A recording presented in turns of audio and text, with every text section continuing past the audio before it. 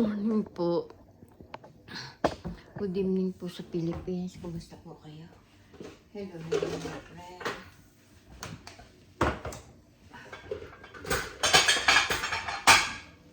Kumusta po kayo?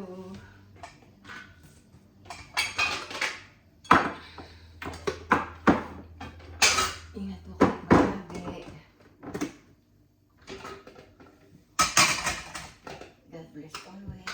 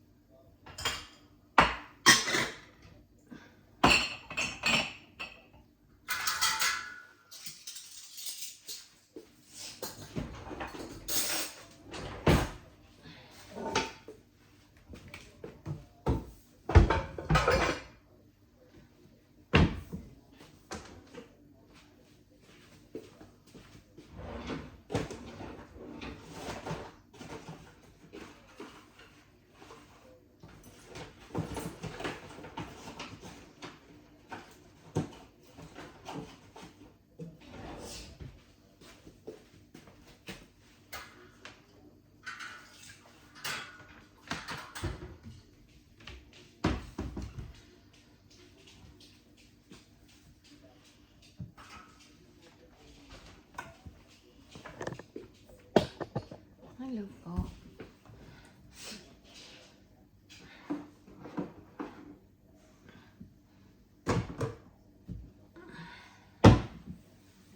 Mag-ulis muna po tayo dun sa sa banyo. Mami ako na charge.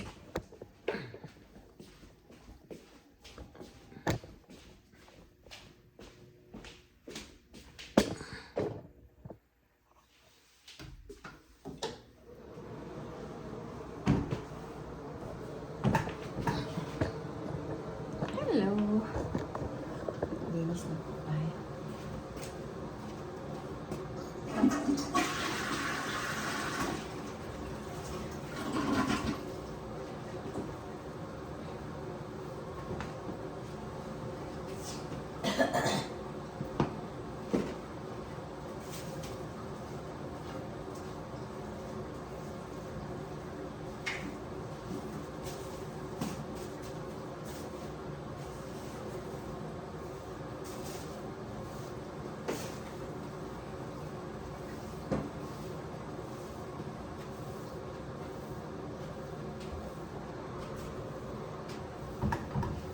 Hello, hello. Aray ko.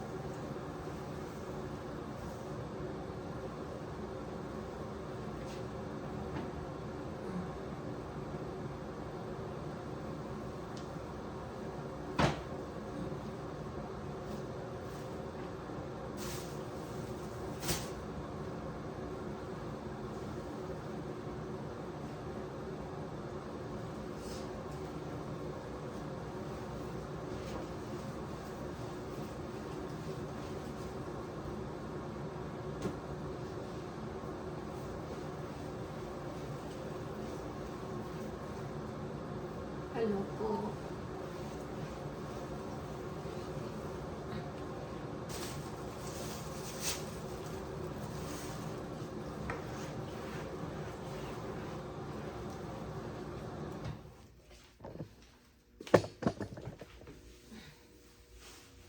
Hindi na po. Yan lang po.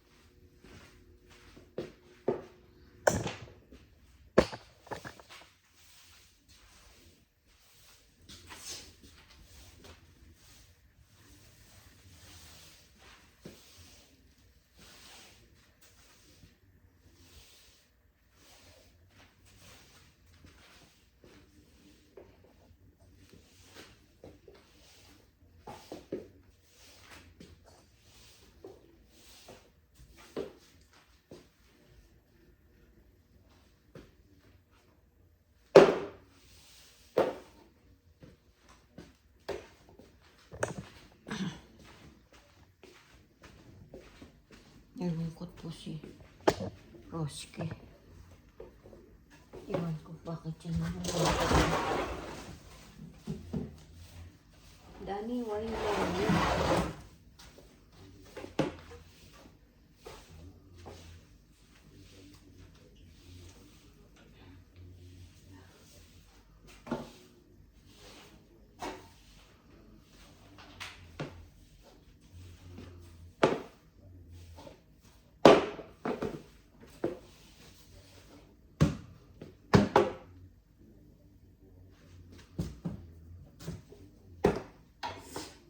Ay, wala ko pimbala.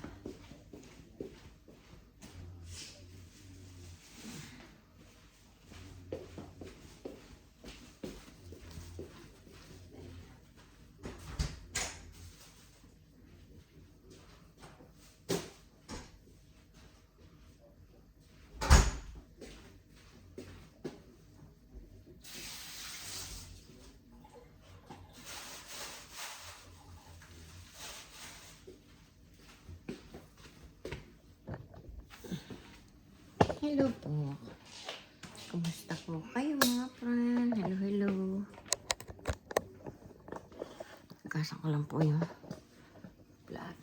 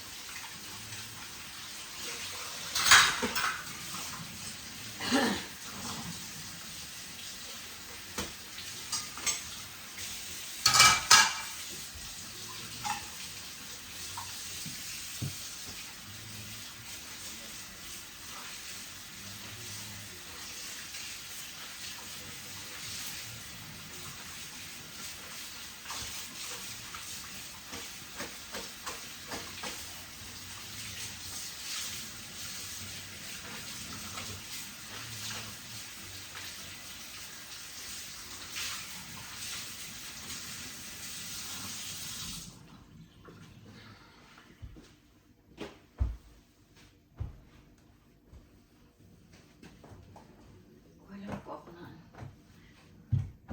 ng basahan. Dali po. Kuha tayo ng basahan mga friend.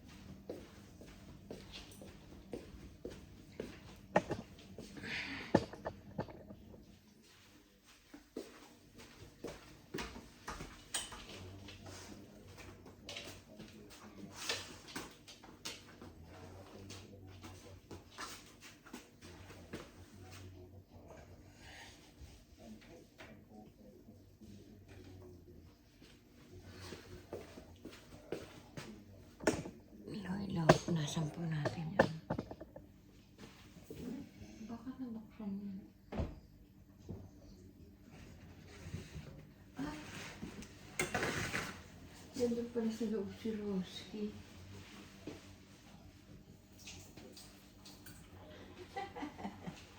Nalimutan ko po pala si Roski doon, mga friend. Nasa ko lang. Nalimutan ko po pala si Roski. Sorry, Roski. Nakulong kita doon.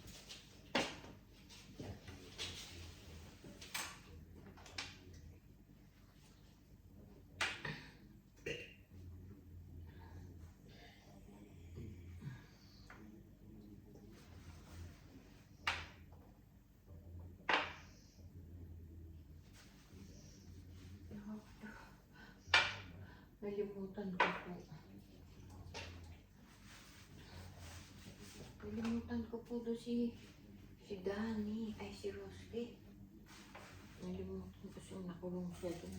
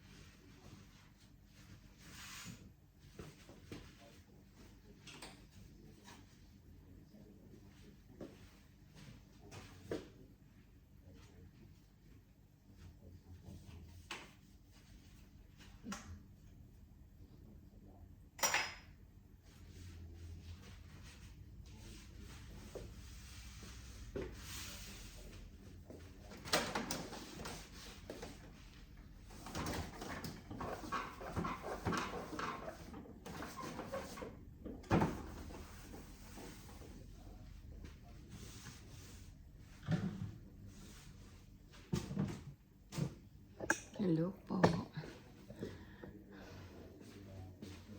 Buksan po muna natin yung garage. Kasi kasarado pa yung garage. Pangalan.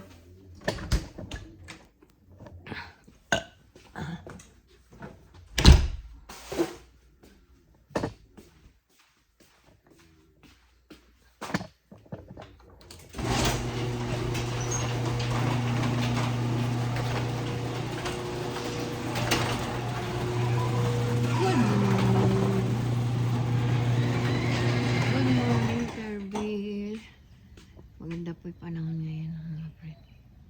Tingnan natin yung mailbox po. May laman.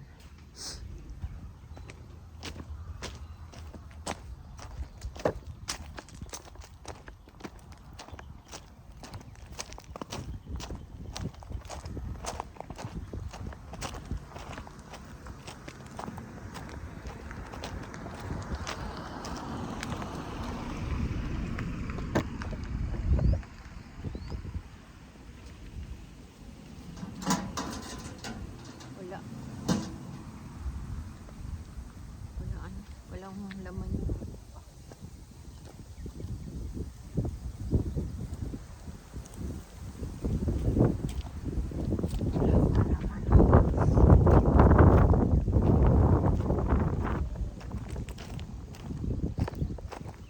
Init. Bukas ko na tanggalin niya ngayon.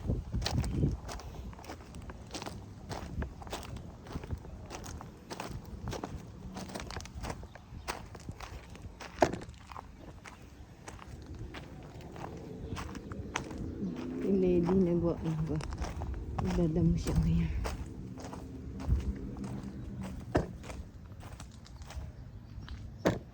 Siguro dito. Dito nag-ano. Yun siya. Pumuna po ako dito mga friend. Aray ko. May naglilinis po doon ng ano. Naglilinis po sila ng siguro po marami pong na ano ng mga puno. Kaya ano, nag-ano sila.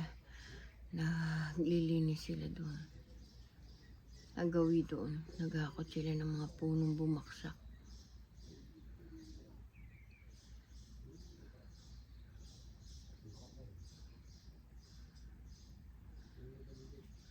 Laki po ng ibon.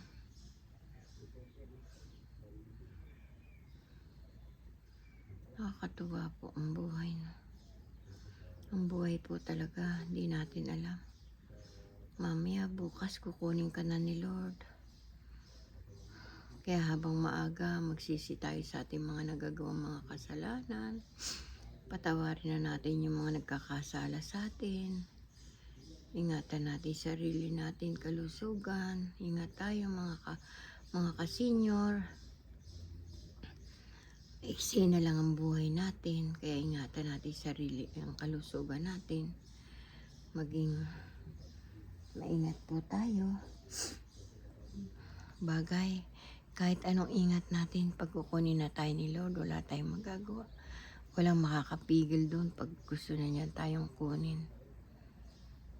Pero, ako naman po, okay lang po ako kunin ni Lord. No, nakaano naman po ako, ano tawag doon?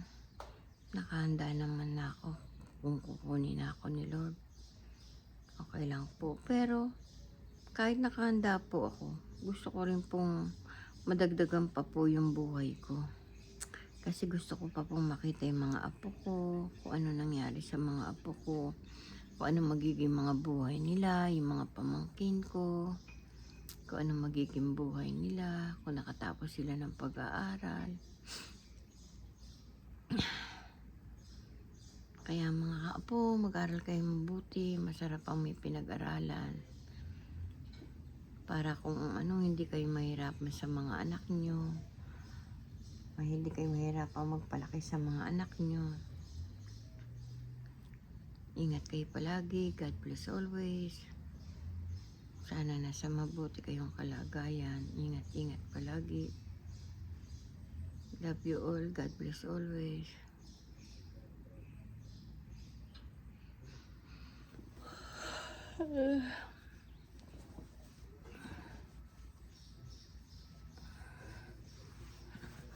Lagi ako nagbibistida ngayon kasi mainit ngayon. Minsan nagsushort ako. Kahit maraming ugat. Dahil kong varicose.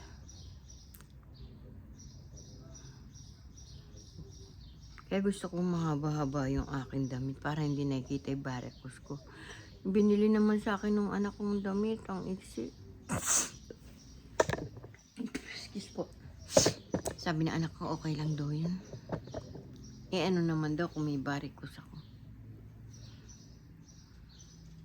Bagay iba nakikita ko, kahit may varicose sila, maiksi damit nila. Hindi sila nahihiya. Bagay, bakit ako mahihiya? Eh, ito na nangyari sa aking binti.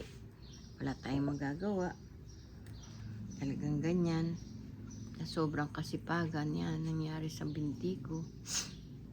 Pabaya kasi po ako eh. Kahit na pagod ako, maglilinis ako ng katawan, maliligo ako. Kaya kayo mga kabataan, huwag niyong pababayaan yung sarili niyo. Pag pagod na kayo, huwag kayong maligo. Pagkakuwari, pagod kayo nakatayo. Huwag kayong maliligo kaagad, mamamahinga muna kayo. Katulad ko, pagkatapos ko magluto, maliligo ako. Ganun po ako nung kabataan ko. Pagkatapos kong magluto, maglilinis ako ng katawan ko, maliligo talaga ako. Ngayon, Pag tumanda ka, sinisingil ka na. Ganun po pala yun. Sobrang linis yan nangyari sa binti ko. Ang daing mga ugat-ugat-ugat. Pati kamay ko po. Oh, tingnan nyo mga friend. Kamay na masipag. Paano? Lamig, init. Yan po. Lamig, init po yung ano ng kamay ko. Nagluluto, naguhugas ng pinggan. Yan. Ganyan po yung gawain ni ate. Tapos kapanganak lang. Kapanganak ko lang ngayong mga 3 araw. Mamamalengke na. Maglalaban na. Magbabugab na sa tubig na malamig. Ganun po ako. Kaya handai ko pong varicose. Kaya siguro siningila ako ng kaya handai kong ugat yan. Bagay nung dalaga pa po ako may ugat na ako. Kaya yung isang ugat ko rito sa alak-alakang ko malaki po ito eh. Kasi nung bata pa po ako, meron na po yan. Dalaginding pa ako hanggang lumaki na lumaki. Katulad ko si Raisan. Si Raisa ganun po yung binti niya. May varicose siya. Sobrang sipag din po kasi nung anak ko yun. Si Paula din po maugatin siya. Mana siya sa akin. Nagmana ako kasi sa nanay ko. Yung nanay kong mabaricose din po yung nanay ko. Namamana pala yun. Ewan ko. Totoo ba yun? Maganda po panahon ngayon mga friend. Hindi mainit, hindi malamig, katamtaman lang. Sana laging ganyan. Minsan po pagka mainit na mainit po dito sa Texas. Umaabot ng 90 degree. Sobrang init po yun sa labas. Kaya hindi po ako lumalabas pag tanghali. Nasa loob lang po ako. Kasi malamig doon sa loob namin, may aircon. Kasi yung aircon namin, centralized. Kaya hindi ko hindi ko makuha yung mga bato doon kay Brian.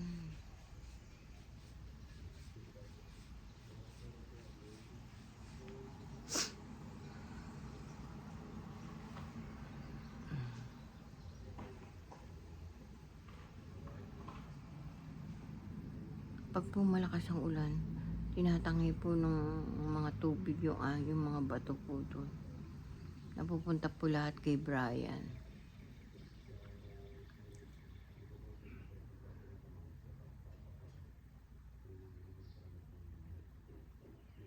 Masarap talaga yung mayaman. Masarap yung pinanganak ang mayaman. Ay, may init na po.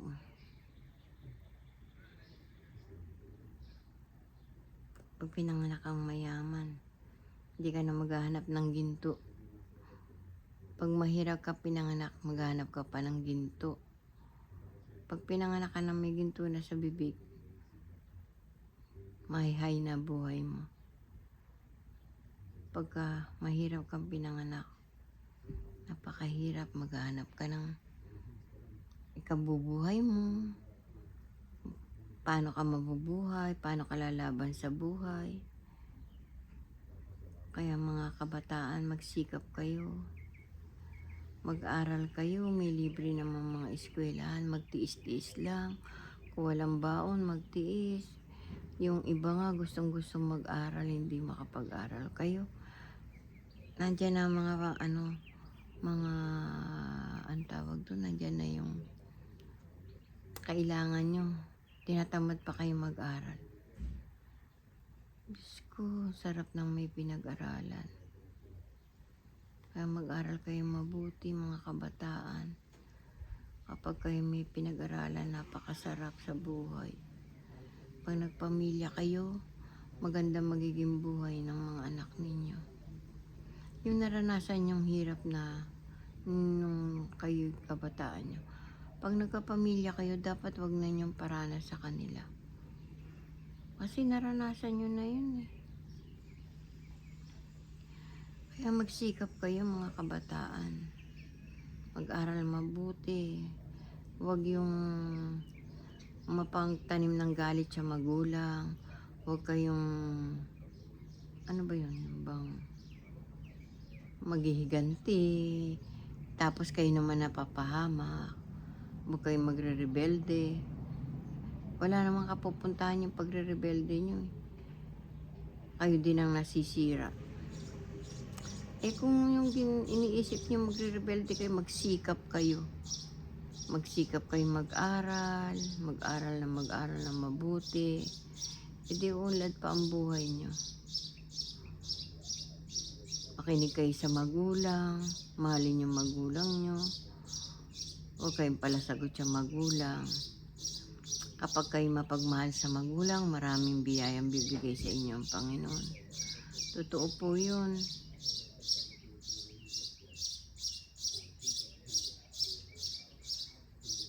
Sa 10 utos, huwag mong lalabanan ng magulang mo. Kaya hindi nyo dapat na inaano ang magulang nyo. Sinasagot-sagot.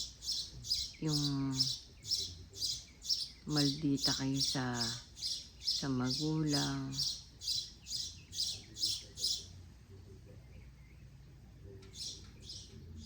Mahalin yung magulang nyo.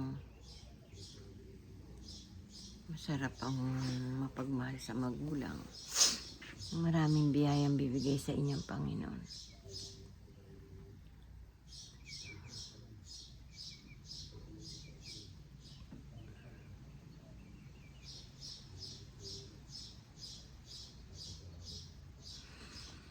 Ay, Diyos ko, Panginoon.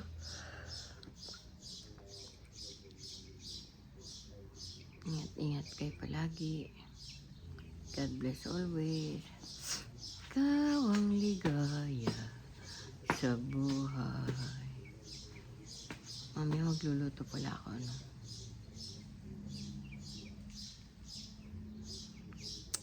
Gusto ko magluto ng pansit.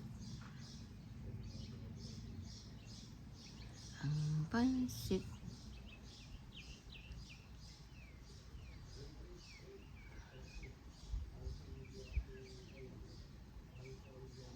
You will be my music.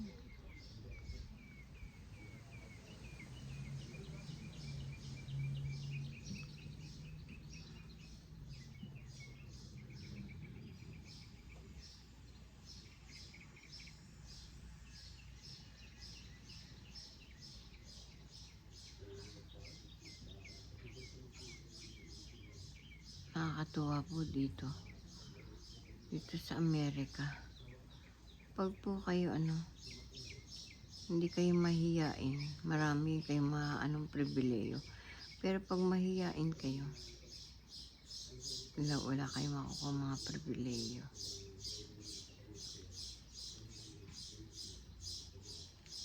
Kaya po pala nagkakaroon ng homeless. Kahit na may pang-upa ka ng apartment, hindi ka nila paupahin. Kailangan may trabaho ka. Kasi siyempre iniisip nila, pagka wala ka ng pera, wala ka ng pambayad sa bahay mo.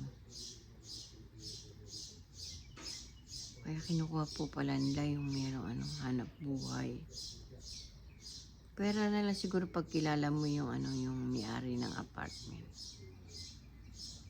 Kuwari close friend mo. Kaya po pala marami na homeless. Kahit may pera sila, hindi sila makaupa ng bahay dahil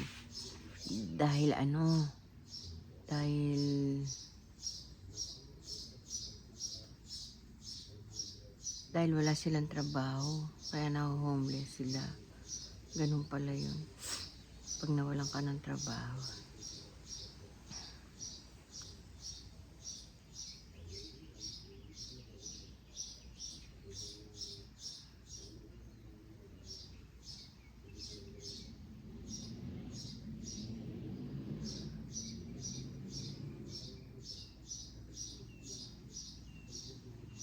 Kaya sila nagtatapo naman.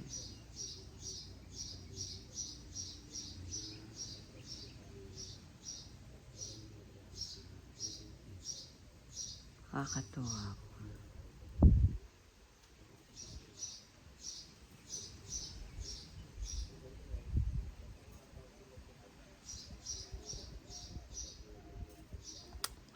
Ay nako, buhay. Mahangin na naman po. Tingnan niyo. Mahangin na naman mga friend.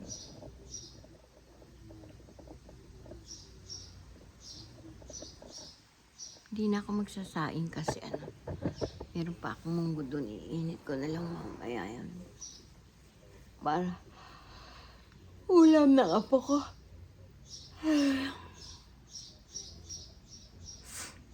Ulam ng apo ko yan.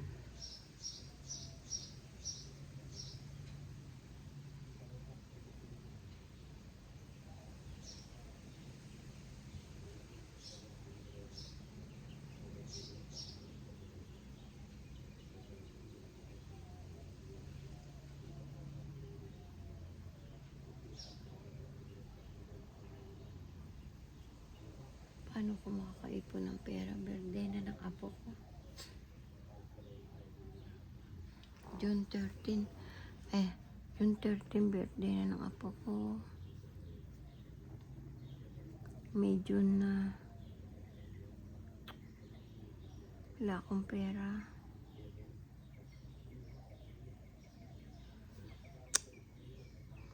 Hirap.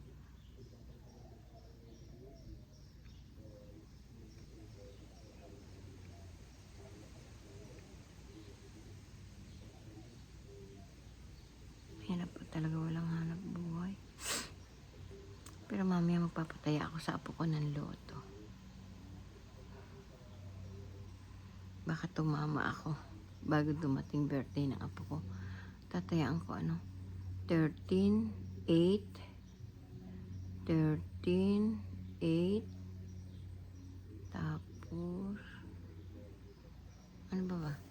13, 8, 29, 29, birthday ni Lolo, 29, tsaka ni Dandan,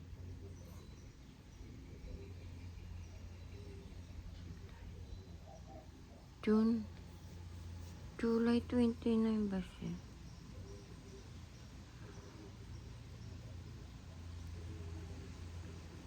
Oo nga, July 29 yata.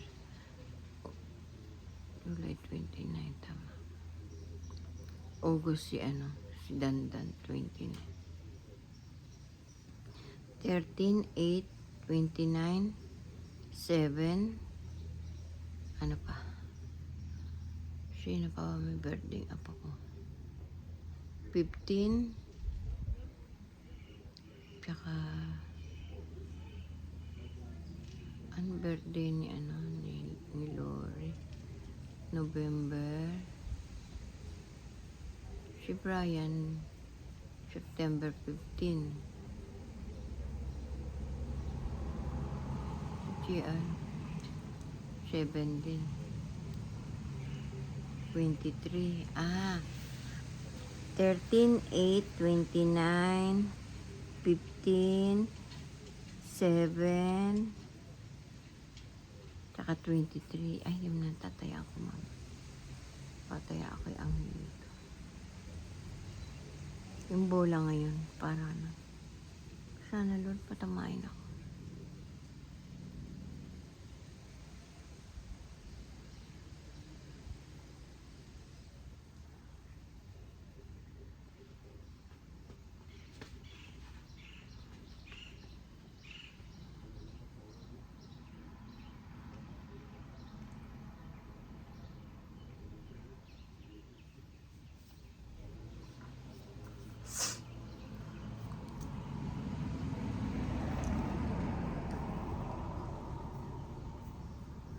Birthday na ng apo.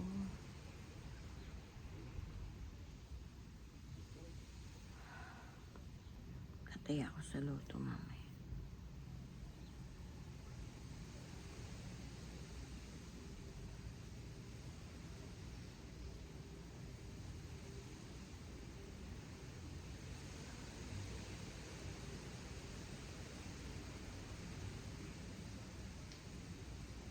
Po, babay na po. Mga ka-senior, ingat po tayo sa ating kalusugan. Mahirap po magkasakit, may pera, wala. Lalo kung walang pera, mga kabataan, mag-aral tayo mabuti. Mahalin yung magulang niyo, makinig kayo sa magulang, maging mabuting tao. Okay po, babay na po. Pasubscribe naman po si Ateng Dolores Tupas. Thank you po. God bless always. Sana po nasa mabuti kayong kalagayan. Thank you po sa mga nag-view po ng aking mga video. Mga OFW sa Hong Kong, dito po sa Texas, sa mga friend ko po. Thank you po sa inyong lahat. Saan man sulok kayo ng daigdig, salamat po. Subscribe po si Ateng Dolores Tupas. Thank you po. I love you all. God bless always. Bye-bye po. See you tomorrow. Love you. Bye-bye.